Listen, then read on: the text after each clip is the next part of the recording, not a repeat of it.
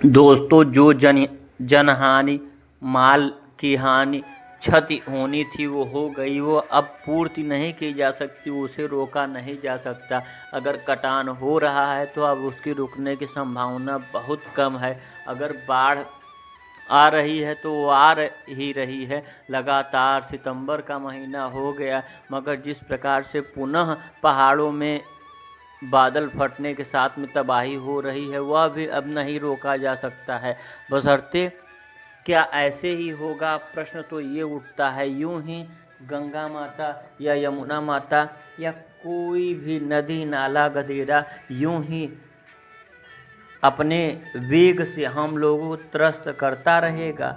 अब सवाल यह उठता है कि क्या मानव जो किसी भी नदी नाले के आंगन तक पहुंच गया है, क्या मानव हट सकता है?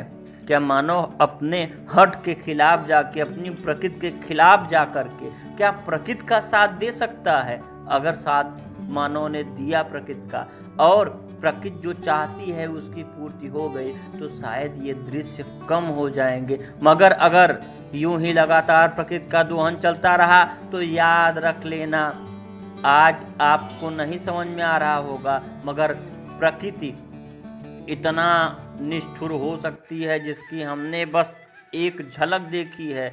अगर प्रकृति अपने संपूर्ण रौद्र रूप पर आएगी तो आने वाली हमारी पीढ़ियां हमसे यही प्रश्न पूछेंगी कि जब प्रकृति का दोहन हो रहा था, प्रकृति बार बार आप लोगों को संकेत दे रही थी, तो आप लोगों ने प्रकृति की सहायता क्यों नहीं की?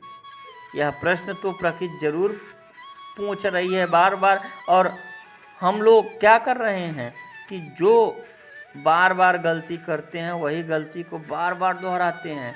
हर साल बाढ़ आती है, हर साल भूस्खलन होता है, हर साल पहाड़ टूटता है, मगर हमें जो करना है वो हम नहीं करते, बल्कि पुनः जंगलों को काटते रहते हैं, विकास की भेंट चढ़ाते रहते हैं। कब तक? विकास जरूरी है तो क्या प्रकृति जरूरी है? यानी कि अब पूर्ण रूप से तो नहीं, मगर हाँ, हम सरकार अगर प्रयास करे, युद्ध अब हमें पूछना